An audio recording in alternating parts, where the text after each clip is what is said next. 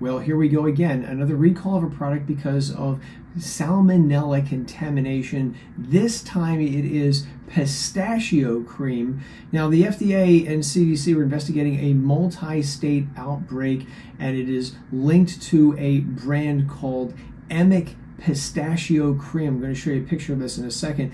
This brand is made by a company in Turkey, but it is imported to the United States, and it is available for purchase by restaurants and other food services nationwide. So far, this is apparently only affecting New Jersey and Minnesota, but this could be bigger, and I'll keep you updated on this as more comes to light. So if you have purchased Emek Pistachio cream, this is a shelf-stable product. It has a use-by date of October 19th, 2026, and a production code PNO 241019, and it'll have the manufacturer's name, which is Emek Dogal, and I can't pronounce the rest of it, so I'm just going to put the name of the company up there so you can see it for yourself.